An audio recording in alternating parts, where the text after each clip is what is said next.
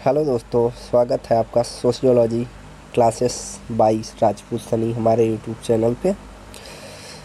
तो हम देख रहे हैं 50 क्वेश्चंस के सीरीज़ का पार्ट नंबर 5। हमारी आवाज़ में थोड़ी आपको दिक्कत समझ में आएगी क्योंकि हमारी स्वास्थ्य में थोड़ा सा प्रॉब्लम है। तो आइए देखते हैं। हिंदू विवाह अधिनियम 1955 के अनुसार एक पत्नी तलाक ले सकती है यदि उसका पति उसे कभी कभी मारता पीटता हो, उससे बातचीत न करता हो, पर स्त्री गमन का दोषी हो या घर से लगातार बाहर रहता हो। तो जब स्त्री तब तलाक ले सकती है पति से जब उसका पति किसी दूसरी स्त्री के साथ रहता हो, अर्थात। तो राइट आंसर सी हो जाएगा। इसके अलावा 1955 के विवाह विच्छेद में निम्न आधार है। दूसरा पक्ष व्यभिचारी हो, अर्थात मारपीट करता हो, धर्म परिवर्तन करा लिया हो या दूसरे धर्म को धारण कर लिया हो, असाध्य या कुष्ठ रोगी हो, सन्यासी हो गया हो, या 7 वर्षों से लापता या जीवित न सुना गया हो, या पति बलात्कार आदि पशुगमन का दोषी हो। तो अगला है, हिंदू विवाह अधिनियम 1955 के अनुसार लड़कों के लिए विवाह की न्यूनतम आयु क्या है? तो 1955 के अधिनियम के तहत लड़कों की उम्र 21 वर्ष और लड़कियों की उम्र 18 वर्ष की गई थी। अगली क्वेश्चन है हमारा, सूची 1 को सूची 2 से सुमेलित कीजिए। आइए देखते हैं।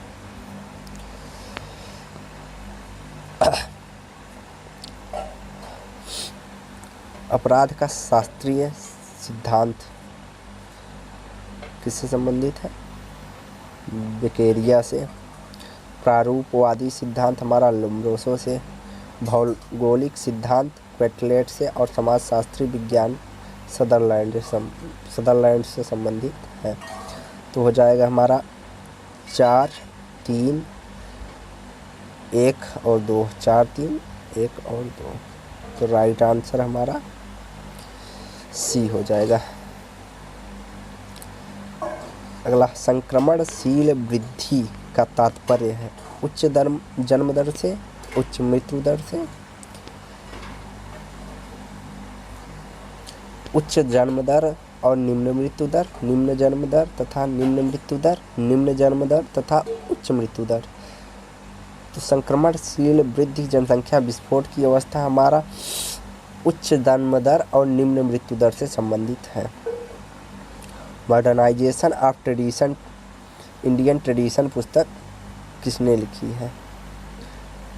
मॉडर्नाइजेशन ऑफ इंडियन ट्रेडिशन पुस्तक M.N. श्रीनिवास, M.S. गोरे, योगेंद्र सिंह, M.S. राव। तो यह हमारा योगेंद्र सिंह से संबंधित है, मॉडर्नाइजेशन ऑफ इंडियन ट्रेडिशन। अगला, जागीरदारी व्यवस्था की विशेषता है उत्तर औद्योगिक यूरोपीय समाज की, सामंत यूरोपीय समाज की, या प्राचीन भारतीय समाज की, या प्राचीन मिस्र समाज की। तो जागीरदारी व्यवस्था सामंतवादी यूरोपीय समाज की व्यवस्था थी। निम्नलिखित प्रकारों में से सामाजिक नियंत्रण की स्थापना हेतु कानून द्वारा कौन सा एक नहीं किया जाता है? लोगों में समानता की चेतना विकसित करना, समाज में नियोजित परिवर्तन लाना, समाज विरोधी कार्यों के लिए दंड का प्रावधान करना और विवादों का समाधान करना। तो कानून समाज में नियोजित परिवर्तन नहीं लाता। अगला, निम्नलिखित में से कथनों में से कौन सा कथन गलत है? सामाजिक संगठन सामाजिक नियंत्रण पैदा करता है, यह कथन हमारा सही है। सामाजिकरण सामाजिक नियंत्रण उत्पन्न करता है, यह कथन भी सही है। सामाजिक संरचना सामाजिक नियंत्रण से उत्पन्न होती है, यह भी सही है। सामाजिक अलगाव सामाजिक नियंत्रण को दृढ़ता प्रदान करती है, तो यह कथन हमारा गलत है। तो सामाजिक नियंत्रण के प्रमुख साधन इस प्रकार हैं, देख लेते हैं। परिवार, प्राथमिक समूह, लोक रीतियाँ, धर्म, नैतिकता, प्रथा, नेतृत्व, कानून, राज्य, जनसंचार, शिक्षा। परिवार, सामाजिक संरचना, राज्य के संगठन एवं शिक्षा द्वारा सामाजिकरण होता है, ये सभी सामाजिक नियंत्रण के प्रमुख कारक हैं। अगला, हिस्ट्री ऑफ ह्यूमन मैरिज पुस्तक हमारा वेस्टर्न वर्ल्ड से संबंधित है। हिस्ट्री ऑफ ह्यूमन मैरिज में मिस्टर मार्क विवाह की पद्धतियों को विस्तृत विवेचना की है। एक छोर का गांव, यह पुस्तक किसकी है? तो एक छोर का गांव पुस्तक हमारे डीएन मजूमदार से संबंधित है। अगला, crime and custom in savage society निम्नलिखित में से किसने के द्वारा लिखी गई है? तो crime and custom in savage society पुस्तक बी मैलिनोवस्की द्वारा लिखी गई है। अगला,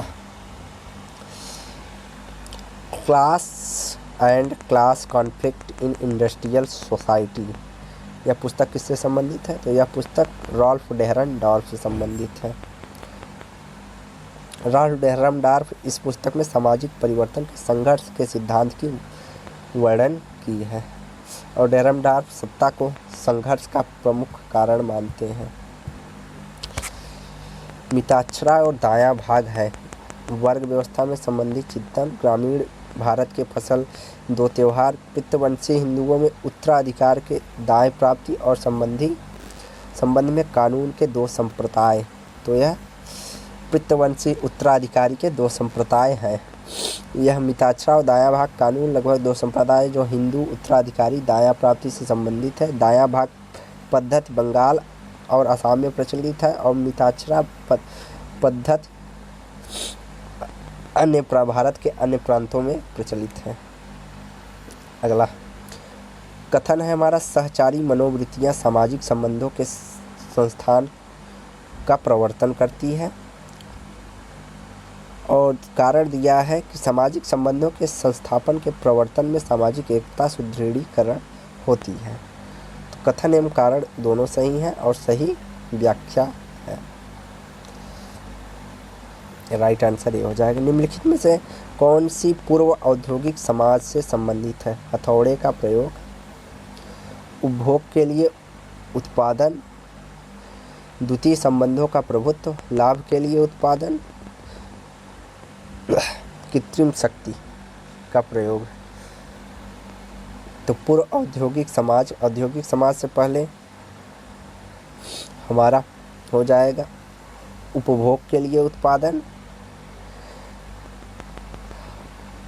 और हथौड़े का प्रयोग, जबकि औद्योगिक समाज की विशेषता के अंतर्गत द्वितीयक संबंध, लाभ के लिए उत्पादन तथा कृत्रिम शक्ति औद्योगिक समाज की विशेषता है। तो हमारा राइट आंसर हो जाएगा ए, 1 और 2।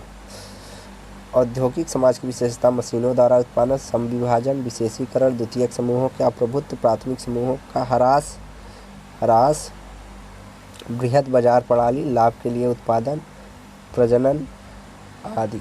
इस प्रकार विशेषताएं औद्योगिक समाज की न होकर पूर्व औद्योगिक समाज, अतः विकल्प नंबर 1 सही है। सूची 1 को सूची 2 से सुमेलित कीजिए तथा कूट का प्रयोग करते हुए उत्तर चुनिए। तो दी हरिजन एक्ट हमारा 1900, बिहार हरिजन एक्ट हमारा 1947 में आया था। द बॉम्बे हरिजन एक्ट 1949 में, सॉरी राइट आंसर देख लेते हैं। तो दी हरिजन एक्ट हमारा 1949 में है, द बॉम्बे हरिजन एक्ट हमारा 1947 में है और द ईस्ट पंजाब एक्ट यह 1948 में है, 1948। और अस्पृश्यता निवारण अधिनियम 1955 में। तो राइट आंसर हमारा बी हो जाएगा। अगला, निम्नलिखित विचारकों में से यह स्वीकार नहीं किया कि राज्य एक नीतिपरक उद्देश्य होता है? लॉस्की, गांधी, अरस्तू या मार्क्स? तो मार्क्स मानते हैं कि राज्य एक नीतिपरक उद्देश्य होता है। यह विचार लॉस्की, गांधी, अरस्तू तीनों ने स्वीकार किया है, जबकि मार्क्स ने इसका खंडन किया है। मर्टन के अनुसार मनोविकृत, चंडाल, बहिष्कृत, भगोड़े, आवारागर्द, चिरकौलिक, शराबी एवं मादक द्रव्य सेवी यह किस प्रकार के विचलन में संबंधित है? अनुरूपतावादी, नवाचारी, कर्मकांडी या अपवर्तनवादी? तो राइट आंसर हो जाएगा अपवर्तनवादी। तो अपवर्तनवादी मर्टन के अनुसार यह व्यवहार एक प्रकार का जिसमें व्यक्ति न तो साध्यों का स्वीकार करता है न ही साधन का वैध संस्थागत साधनों को। ऐसे विकृत चंडाल, बहिष्कृत, भगोड़े, आवारा, शराबी और मादक द्रव्य सेवी आते हैं, जबकि अनुरूपतावादी विचलन के संदर्भ में साधन एवं लक्ष्यों को समान रूप से मानते हैं। नवाचारी में और उत्तराधुनिकता द्वारा निर्धारित लक्ष्यों को प्राप्त करने के लिए भरसक प्रयास करते हैं, किंतु इनकी प्राप्ति के लिए समाज में अनुमोदित साधनों को नहीं मानता। कर्मकांडी में व्यक्ति सांस्कृतिक लक्ष्यों के प्रति उदासीन हो जाता है, लेकिन संस्थागत साधनों को पूरी तरह अपनाता है।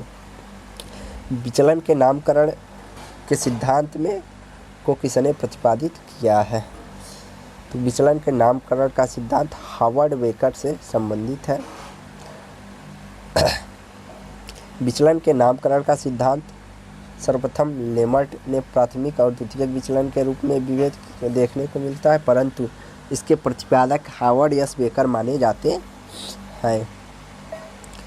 अगला, उपलब्धि परीक्षण दिए जा सकते हैं 2 प्रकार के, 4 प्रकार के, 6 प्रकार के, 3 प्रकार के। तो उपलब्धि परीक्षण 2 प्रकार के दिए जाते हैं, मानक संदर्भित तथा नॉर्म संबंधित।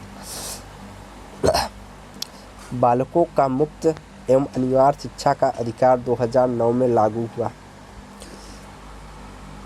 तो बालकों को मुक्त एवं अनिवार्य शिक्षा का अधिकार 2009 में पारित हुआ था और लागू 1 अप्रैल 2010 में हुआ था।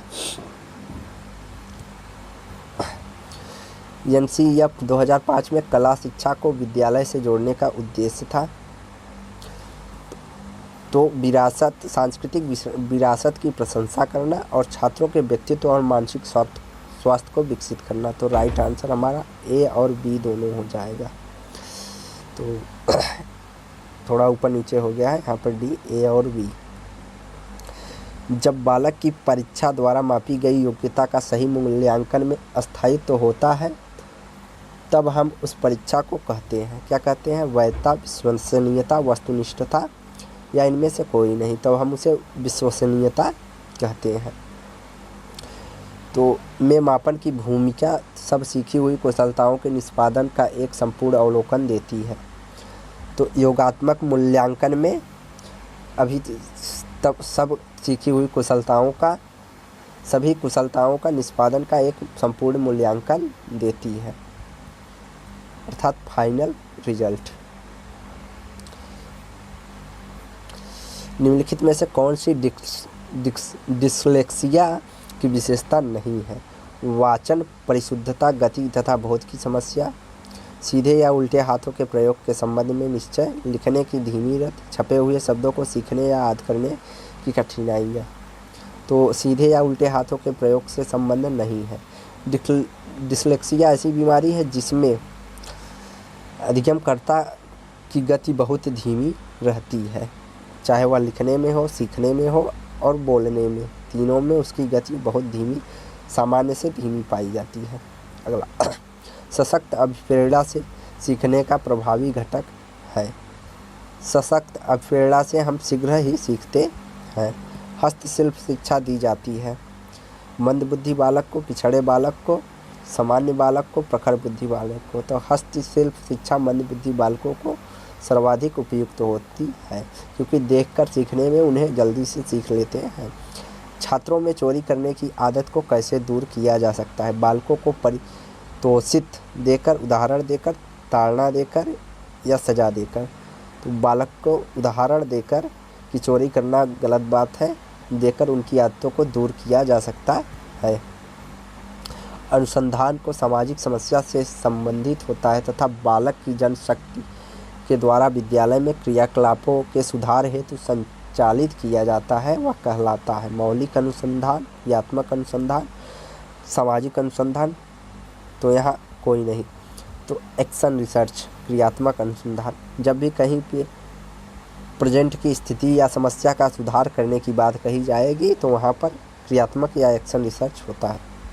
व्यवहार बुद्धि को कहा जाता है। व्यवहारिक बुद्धि को मूर्त बुद्धि, अमूर्त बुद्धि, संज्ञानात्मक बुद्धि, सामाजिक बुद्धि। तो व्यवहारिक बुद्धि को मूर्त बुद्धि से कि वैसी मानसिक क्षमता है जिसके सहारे व्यक्ति ठोस वस्तुओं के महत्व को समझता है, अर्थात भौतिक वस्तुओं को देखकर समझता है, उसे व्यवहारिक बुद्धि कहते हैं। बुद्धि के त्रिआयामी सिद्धांत के अनुसार बुद्धि के कारकों की संख्या कितनी है? तो बुद्धि के कारकों की संख्या 120 है। कितनी है? 120। परिवेश के वस्तु जिसमें प्राणी प्राप्त करने को प्रयास करता है कही जाती है प्रबलन, प्रेरक, उद्दीपक या प्रबोधन। तो परिवेश की वस्तु जिसे प्राणी प्राप्त करने का प्रयास करता है उसे प्रेरक या उत्प्रेरक कहते हैं। प्रतिभावान बालकों की पहचान करने के लिए हमें सबसे अधिक महत्व देना चाहिए। तो प्रतिभा अभिभावकों को मत देना चाहिए, वस्तुनिष्ठ परिणामों को देखना चाहिए, या शिक्षक के निर्णय को देना चाहिए, या समुदाय के विचारों को। तो एक प्रतिभावान छात्र को देखें कि प्रतिभा को पहचानने के लिए हमें उसके वस्तुनिष्ठ परीक्षा के परिणामों को देखना या देना चाहिए। अगला, निम्नलिखित में से कौन सा तनाव को कम करने का अप्रत्यक्ष ढंग है? विश्लेषण और निर्णय, रुकावट को दूर करना, दूसरे लक्ष्यों का प्रतिस्थापन या उदात्तीकरण। तो इसका राइट आंसर हो जाएगा उदात्तीकरण। मनुष्य जीवन का आरंभ मूल घटित है 2 कोष, केवल 1 कोष, कई कोष। तो केवल 1 कोष। मनुष्य जीवन का आरंभ मूलतः केवल 1 कोष घटित है। शैशव अवस्था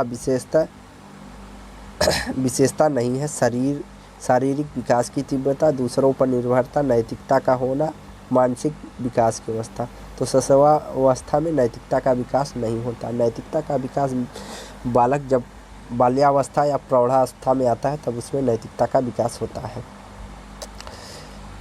ये सब पेपर 1 से रिलेटेड क्वेश्चन है, तो देखते रहिए।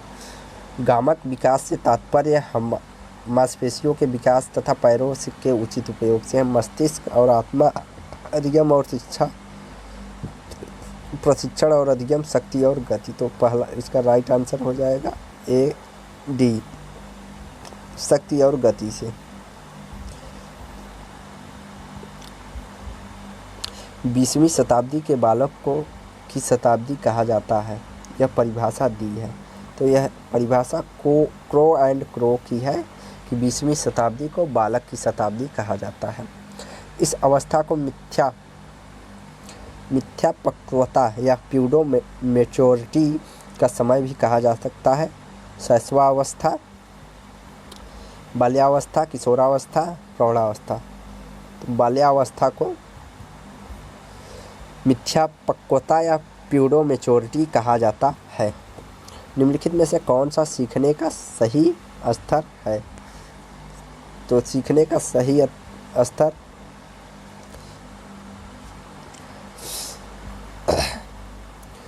तथ्य, सूचना, ज्ञान प्राप्त करना और बोध तथा ज्ञान से होता है।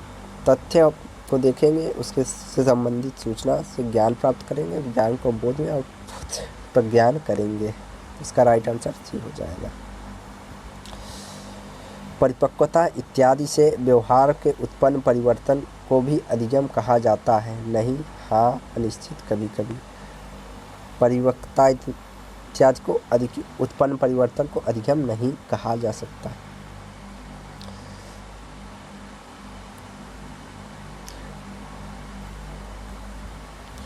चिंतन क्या है? प्रतीकों का प्रयोग, भाषा का प्रयोग, प्रत्याक्षिक प्रक्रिया या संप्रत्यय अधिगम। तो चिंतन हमारा प्रतीकों का प्रयोग होता है। अप्रत्यक्ष पथ समस्याओं का उपयोग किस श्रेणी के प्रयोजन के लिए किया जाता है? बच्चे, प्रौढ़, चिड़िया, पशु। तो अप्रत्यक्ष प्रौढ़ के लिए पथ समस्याओं का उपयोग प्रौढ़ के लिए किया जाता है। अगला, समस्या में अचानक समाधान की वकालत करने वाले सिद्धांत का नाम क्या है? सक्रियात्मक प्रयत्न या भूल, सूझ का सिद्धांत, अनुबंध। तो इसे हम अचानक समाधान को सूझ का सिद्धांत कहते हैं। सरकार के प्रकार पढ़ाने के लिए एक चार्ट का प्रयोग करती है। समय चार्ट, प्रवाह चार्ट, टेबल चार्ट, पेड़ का चार्ट। तो उसे प्रवाह चार्ट कहते हैं। सामाजिक अध्ययन और सामाजिक विज्ञान में प्रमुख अंतर है। सामाजिक अध्ययन वयस्कों पर केंद्रित होता है, सामाजिक विज्ञान बालकों पर केंद्रित होता है, सामाजिक अध्ययन व्यवहारिक है, सामाजिक विज्ञान सिद्धांत है, सामाजिक विज्ञान सैद्धांतिक है, और सामाजिक अध्ययन पर्यावरण से संबंधित है, जबकि सामाजिक विज्ञान मानव तथा उसके समाज से संबंधित है।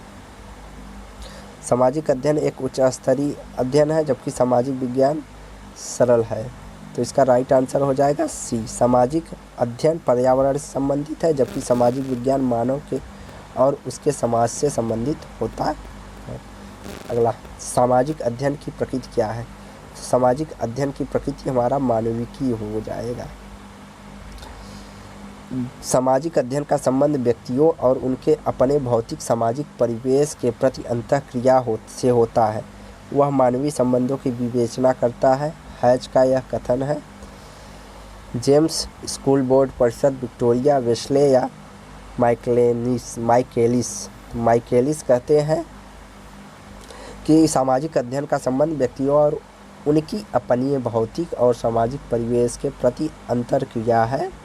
वह मानवीय संबंधों की विवेचना करते हैं। यह कथन संबंधित हमारा किससे है? माइकेलिस से। शिक्षा की समग्र प्रकृति पर जोर पाठ्यक्रम संगठन के इस प्रकार पर आधारित है: केंद्रभूत उपागम, इकाई उपागम, चक्राकार उपागम या सहसंबंध उपागम। तो इसका राइट आंसर डी हो जाएगा, सहसंबंध उपागम। शिक्षा की समग्र प्रकृति पर जोर पाठ्यक्रम संगठन इस प्रकार आधारित होता है कि यह सहसंबंध उपागम से संबंधित होता है। तो वीडियो को लाइक एंड शेयर करें, चैनल को सब्सक्राइब करें। धन्यवाद। और हाँ, आप डेली 100 क्वेश्चन के क्विज करने के लिए हमारा टेलीग्राम चैनल ज्वाइन कर सकते हैं, जहाँ पर 1 PM पर डेली 100 क्वेश्चन के क्विज सीरीज होते हैं। धन्यवाद।